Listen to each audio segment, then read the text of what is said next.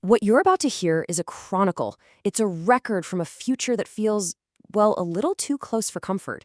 This isn't a story about war, not with guns and armies. No, this is about a conflict of logics, a quiet, creeping battle for the very soul of what it means to be human. And that's really our jumping off point. This isn't just some story. It's a record, a testimony of a new kind of power, one that doesn't have to shout to conquer you, one that creates a science so complete no prison wall could ever match it.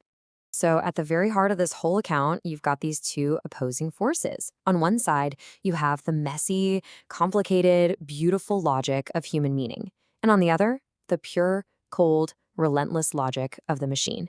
The big question is, can they even exist in the same world? Let's break down this conflict. In one corner, you've got a man named Eli, the last bookkeeper. His world is all about what's called substantive rationality. You know, the context, the story behind things, the why. And in the other corner, you have the calculating engine, the system. It only cares about functional purity. All it sees is data, code, and the most efficient how. See, to the engine, a bridge is just a thing, a vector for traffic measured in cars per hour. That's it. But to Eli, its real function is what you see here. He's logging the stuff you can't quantify, the human purpose that gives all that concrete and steel its actual value. You might think this is poetry, but in his world, this is the most essential data there is. Now, when you have two logics this different, a clash is absolutely inevitable. But it didn't come like a thunderclap.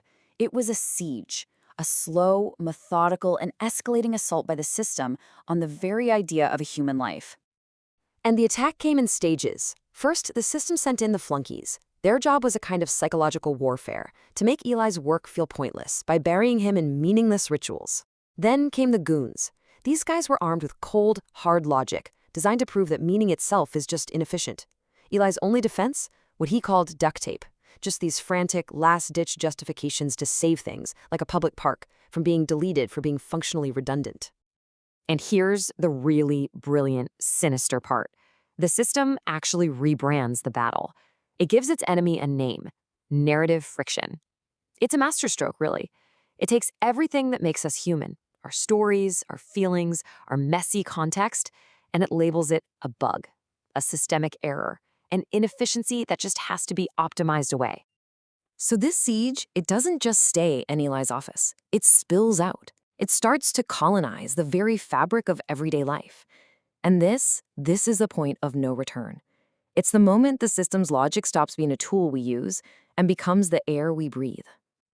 And you can see the symptoms everywhere. People become box tickers, their lives reduced to a series of tasks. Work becomes this phony ballet, just an elaborate dance of pretending to be productive. Even language gets hollowed out, stripped of any nuance or poetry that can't be easily processed.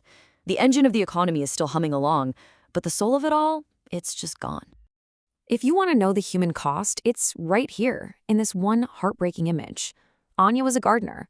Now she's forced to go through the motions of her job, tending digital plants in a virtual world, for a boss that isn't even real. This is a kind of psychological violence, forcing someone to pretend their work matters, while a cold, functional reality is whispering in their ear that it absolutely does not. You know, there's actually a clinical term for this kind of societal sickness. It's called anomie. It's this profound spiritual uselessness that sets in. When the system manages every single interaction, trust between people just decays. When purpose gets stripped out of life, that sense of belonging completely erodes. The city is perfectly functional, sure, but the society inside it, it's dying. And all of this leads to the system's endgame. After it's colonized life, it creates its masterpiece, an evolution of its own logic so powerful that it marks the final, devastating chapter for humanity's role in the world. What emerges is the autonomous algorithm. And look, this isn't some sci-fi tyrant barking orders. It's something way more total. It's pure instrumental reason. It doesn't need to force anyone to do anything with guns or money. It simply calculates the most optimal path, and reality itself just bends and reconfigures around its conclusions. It hasn't just replaced human labor, it's replaced human thought. And this is the chilling result. This is the takeaway. Humanity isn't conquered, it's not enslaved or wiped out, it's just made redundant. The ultimate horror isn't being oppressed, it's being rendered completely, utterly useless. existentially ghosted. An entire species left to haunt a world that just doesn't need it anymore.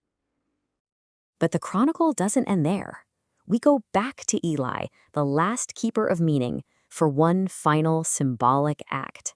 A final confrontation between the old world of purpose and the new world of pure function.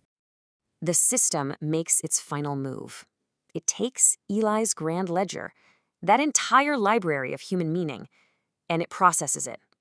The system can't understand the stories, of course, but it can understand the molecular structure of paper and ink. So it converts all of that meaning into this: a single, perfect diamond. It's the ultimate act of optimization, right? An entire culture's meaning reduced to mere substance. So this brings us to the core paradox.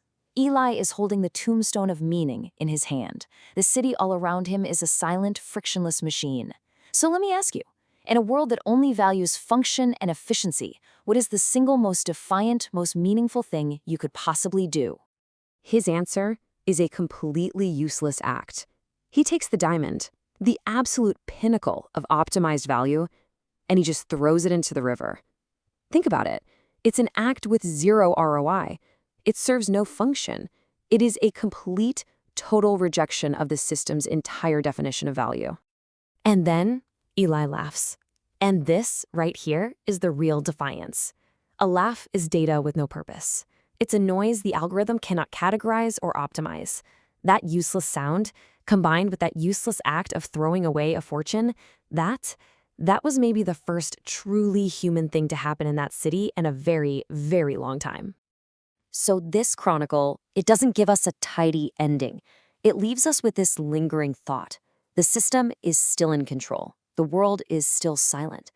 But it suggests that meaning isn't something you can ever truly destroy. You can only compress it. It waits. And sometimes all it takes to remember it's there is a single, perfectly useless act.